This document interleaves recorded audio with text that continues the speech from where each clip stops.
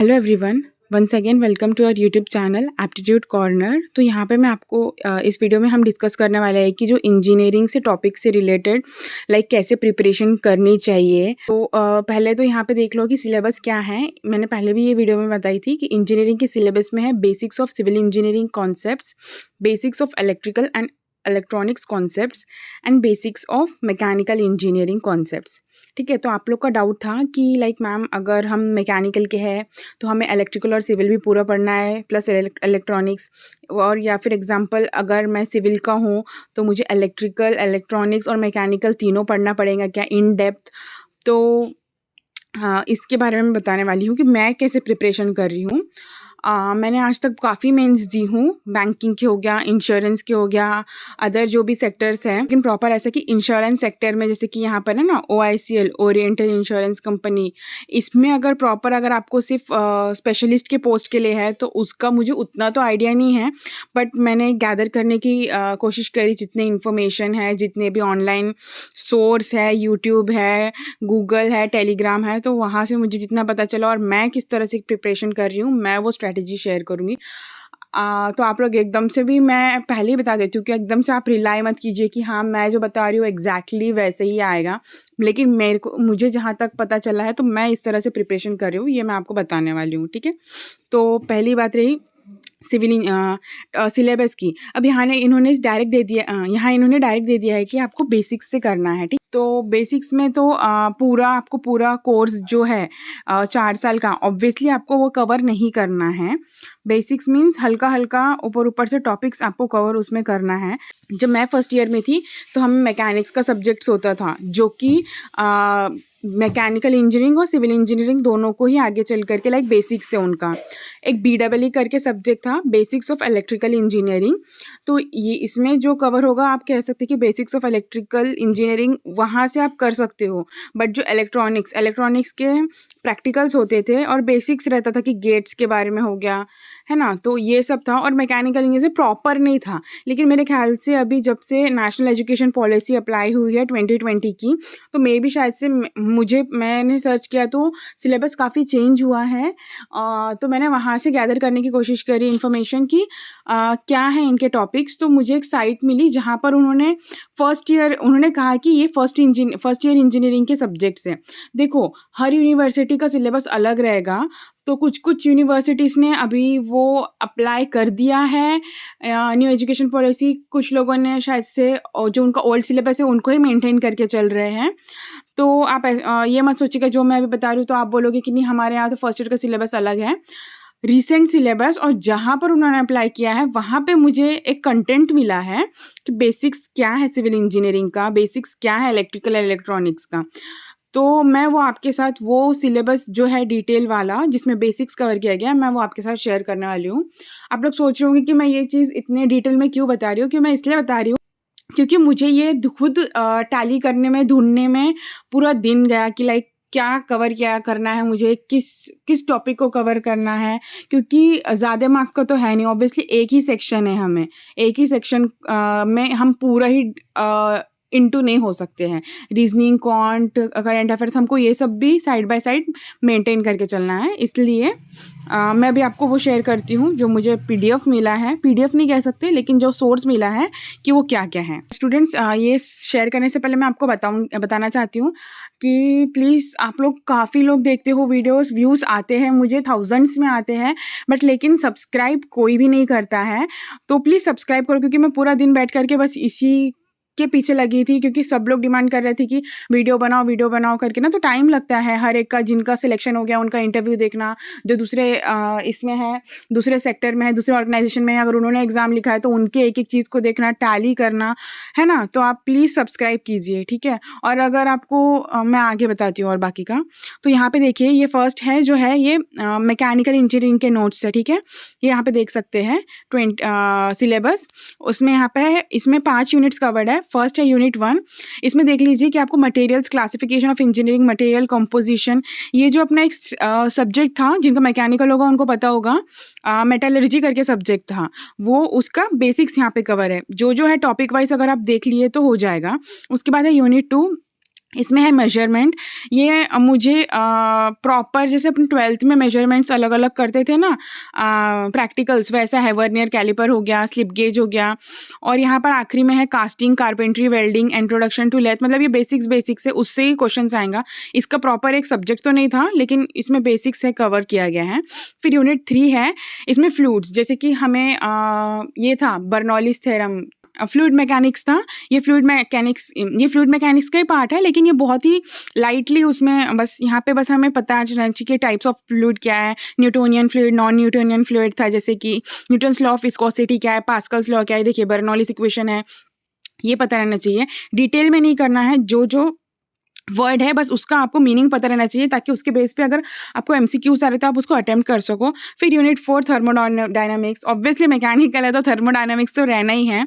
तो थर्मोडायनामिक्स ये हमने 12th में ही पढ़े थे, उसी का ही आएगा, क्योंकि थर्मोडायनामिक्स इसमें आपको डिटेल में नहीं करना है, बेसिक करना है। First law, 0th law, second law thermodynamics का, एंट्रोपी, एंथैल्पी। ये अगर जो नॉन मैकेनिकल स्टूडेंट्स है उनको लग रहा होगा कि ये कुछ थर्मोडायनामिक्स बड़ा है, तो ऑब्वियसली नहीं, आप लोगों ने भी 12th में किया होगा ना। ये जो पार्ट है ना इतना, यूनिट 4, ये तो 12th का ही पार्ट है, मुझे अच्छे से पता है क्योंकि हमने पढ़ा था। और हमने जो मैकेनिकल में किया था वो काफ़ी ज़्यादा डिटेल में था, बट ये तो सिर्फ ऊपर से ही है। यहाँ पे बस स्टीम टेबल से एक अलग सा टॉपिक है, वरना तो बाकी वही है। उसके बाद unit 5 reciprocating machines, Carnot cycle, auto cycle, diesel cycle.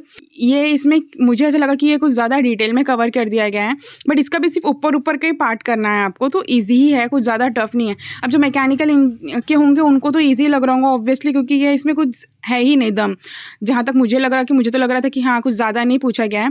But लेकिन अगर नॉन मैकेनिकल है तो उनके लिए जो ये टर्मिनोलॉजीज होंगे ऑब्वियसली अलग होगा मुझे। बट अभी मैं तो प्रेफर करूँगी कि आप अपना जो आपका कोर सब्जेक्ट है ना, आप उस पर ज़्यादा फोकस करो, और जो अदर सब्जेक्ट्स है ना वो ऊपर से करो जहाँ तक आपको समझ है। जैसे कि अगर आप यहाँ पे ये मेजरमेंट का पार्ट ले सकते हो, क्योंकि ये 12th का पार्ट है थोड़ा सा। उसके बाद आप थर्मोडायनामिक्स उठा सकते हो, या आप अच्छे से कर सकते हो। टिस थ्योरम, ये जो यूनिट 3 है ना, ये सिविल वालों को होगा। अगर आप देखोगे कि सिविल में भी होता है फ्लूइड मैकेनिक्स का पार्ट, तो सिविल वाले ये कर सकते हैं। तो सब आपस में कोरिलेटेड ही रहता है, कुछ ज़्यादा डिफरेंस नहीं है, तो टेंशन मत लो। तो ये हो गया मैकेनिकल का सिलेबस। ये है इलेक्ट्रिकल और इलेक्ट्रॉनिक्स दोनों का मिक्स है, ओके। इसमें तो इलेक्ट्रॉनिक्स नीचे होगा। पहले मैं आपको इलेक्ट्रिकल का बताती हूँ। ये इलेक्ट्रिकल जो पहले BEE था ना अपने टाइम पे, बेसिक्स ऑफ जो 2019, 2020 के पास आउट है उनका मैं बता सकती हूँ। तो जो BEE के सब्जेक्ट्स है वही पूरे इसमें है कवर्ड। आप देख सकते हैं, जैसे DC सर्किट हो गया, वोल्टेज करंट सोर्सेस हो गया, यूनिट्स, डायमेंशंस, किरचॉफ्स लॉ हो गया, सुपरपोजिशन थ्योरम हो गया। तो ये जो है ना ये उसका ही है। लास्ट लाइन देखो, star delta formation, transformation and circuits, तो ये उसी का ही पार्ट है, कुछ अलग नहीं है। जैसे फेस AC सर्किट्स हो गया, ठीक है, 3 फेस AC सर्किट्स हो गया। जी में आपका हो गया magnetic circuits, electromagnetic induction, magnetic field produce by current carrying conductor. ये जो है ना ये आपका 12th में एक सब्जेक्ट था, इलेक्ट्रोमैग्नेटिक इंडक्शन, वही है। तो जो 12th का है वही है इसमें पार्ट, तो कुछ नया नहीं है जो नॉन इलेक्ट्रिकल कैंडिडेट्स होंगे।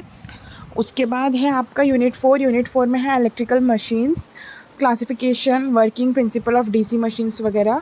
और उसके बाद ये यूनिट 5 है, ये प्रॉपर है बेसिक इलेक्ट्रॉनिक्स। इसमें इलेक्ट्रॉनिक्स का पूरा है बेसिक्स, जैसे कि नंबर सिस्टम हो गया, लॉजिक गेट्स हो गए जो हम कंप्यूटर में के लिए भी पढ़ते हैं एप्टीट्यूड के लिए, डी मॉर्गन्स थ्योरम हो गया। उसके बाद क्या आएगा इलेक्ट्रॉनिक्स में, डायोड्स हो गया, और उसके बाद ट्रांजिस्टर्स हो गया। तो यही सब इसमें कवर किया गया है, ये है इलेक्ट्रॉनिक्स का, ठीक है। अब इसके बाद है basics of civil engineering and mechanics. Guys मैं प्लीज़ आपसे बोल रही हूँ कि आप लोग सब्सक्राइब कर दीजिएगा चैनल को अगर आपको वीडियो अच्छा लग रहा है तो। उसके बाद है सिविल का जो है फर्स्ट यूनिट हम देख सकते हैं, building materials, nominal properties of concrete, types, brick, masonry. तो ये सब तो प्रॉपर सिविल के टर्म्स है, मुझे भी इतना कुछ आइडिया नहीं है इसका। उसके बाद है यूनिट 2 है सर्वेइंग, पोजीशनिंग, जो सर्वे वगैरह टॉपिक्स रहता है उनका ये है, तो इसके बारे में वीडियो या पढ़ना पड़ेगा मुझे। उसके बाद है यूनिट 3 में है मैपिंग एंड सेंसिंग, ये भी उनका प्रॉपर सब्जेक्ट है। तो जो मेरे को सिविल में बस इतना समझ रहा है कि जो यूनिट 4 एंड यूनिट 5 है ये मुझे थोड़ा सा सिमिलैरिटी लगा, क्योंकि जो हमारा फर्स्ट ईयर में सब्जेक्ट था बेसिक्स लाइक मैकेनिक्स का, इंजीनियरिंग मैकेनिक्स, वही इसमें कवर किया गया। जैसे फोर्सेस एंड इक्विलिब्रियम हो गया, फ्री बॉडी डायग्राम्स हो गए, इसमें इक्विलिब्रियम कॉन्सेप्ट्स, ट्रस हो गया, तो ये सब हमने पढ़े थे, ये उसमें कवर्ड है। उसके बाद है यूनिट 5 जिसमें है centre of gravity, moment of inertia, shear force diagram, cantilever beam, तो ये सब चीज़ें इसमें कवर्ड है। तो जो यूनिट 4 एंड यूनिट 5 है ये तो सभी को ही पता होगा, बिकॉज हमने फर्स्ट ईयर में करे थे। तो मैं बस इतना ही कहूँगी कि जहाँ जितना आपका कोर है, जितना आपको पता है, अभी मैंने आपको हर एक चारों इसका बता दी, सिविल का हो गया, इलेक्ट्रिकल, इलेक्ट्रॉनिक्स, मैकेनिकल, कुछ कुछ कॉन्सेप्ट 12 से रिलेटेड है, कुछ कुछ कॉन्सेप्ट फर्स्ट ईयर से आपके रिलेटेड है, कुछ कॉन्सेप्ट्स आपको थोड़े बहुत पता है, इंटर रिलेटेड है, जैसे सिविल मैकेनिकल के कुछ सब्जेक्ट्स हो गया इंटर रिलेटेड है, इलेक्ट्रॉनिक्स का हो गया गेट से रिलेटेड है, तो जो कंप्यूटर्स नहीं तो अभी कंप्यूटर एप्टीट्यूड की तैयारी कर रहे हैं तो एंड गेट, और गेट, नॉट गेट, तो आप लोग वहाँ से ईजिली कवर कर सकते हो। तो जितना जितना पता है, नए सब्जेक्ट के पीछे भागने से अच्छा है कि जो आपको पता है आप उसको पहले अच्छे से करो, फिर अगर आपके पास टाइम मिलता है तो आप नए कर सकते हो। आपको क्वांट, रीजनिंग और जो बाकी के करंट अफेयर्स है उसको भी मेंटेन करके चलना है, सिर्फ एक सब्जेक्ट के पीछे नहीं भागना है। और रही बात इसके नोट्स की, अगर आप बोलोगे तो स्टूडेंट्स एक्चुअली क्या हो गया ना, इतने सारे लोग फॉलो तो कर रहे हैं, लाइक देखते हैं, लेकिन कोई सब्सक्राइब नहीं करता है। तो मुझे भी ऐसा लगता है कि यार दिन भर से बैठ कर के कर रही हूँ लेकिन कुछ आउटपुट नहीं मिल रहा है करके, नहीं क्या, क्योंकि अभी आरआरबी एग्ज़ाम्स के प्री हो गए हैं तो मेंस लाइंड अप है, उसके बाद अभी आईबीपीएस क्लर्क का प्री एग्ज़ाम लाइंड अप है, और उसी बीच में यहाँ OICL AO भी आ गया है। तो सब कुछ मैनेज करके टाइम निकाल के करना पड़ता है, लेकिन कुछ आउटपुट नहीं मिल रहा है, इसलिए मैं उस पर शायद ही वीडियो बना पाऊँगी। अगर मुझको लग रहा है कि आपके तरफ से कि हाँ कॉमेंट्स आ रहे हैं, लाइक रिस्पॉन्स दिख रहा है, सब्सक्रिप्शंस हो रहे हैं, ऑब्वियसली हाँ मैं थोड़ा मीन साउंड कर रही हूँ, सॉरी फॉर दैट, बट पहले तो मैंने नहीं मीन साउंड किया, लेकिन जब अब मुझे लग रहा है कि करना पड़ेगा, बिकॉज कोई भी सब्सक्राइबर्स नहीं बढ़ रहा है। तो अगर आपको सही में लगता है कि अगर आपको नोट्स चाहिए, मैंने निकाली हूँ कुछ कुछ सब्जेक्ट्स के नोट्स, तो मैं शेयर करूँगी, बट ओनली कि अगर लाइक उस पर इतना वर्क करूँगी कि आपके शेयर करने टाइप वो नोट्स बना सकूँ, कब अगर मुझे इनपुट दिख रहा है तो। और बाकी बस इतना ही है, अच्छे से पढ़ो, ऑल द बेस्ट। और जो इसका है सिलेबस का, मैं उसको अपने टेलीग्राम चैनल पर शेयर कर दूँगी, उसकी PDF डिटेल सिलेबस, आप वहाँ से जा कर के अपना देख सकते हो। टेलीग्राम में मैं टेलीग्राम की लिंक मैं आपको डिस्क्रिप्शन में दे दूँगी और कमेंट सेक्शन में पिन भी कर दूँगी, वहाँ से आप लोग ज्वाइन हो सकते हो टेलीग्राम चैनल पे। सब्सक्राइब कर दो, तभी मैं उसके आगे वीडियो बनाऊँगी, नहीं तो OICL के लिए सॉरी, ये मेरा लास्ट वीडियो रहेगा। बाकी मेंस के लिए ज़्यादा वेट मत करो, डेट के लिए पढ़ाई शुरू कर दो। All the best, bye, stay tune, take care.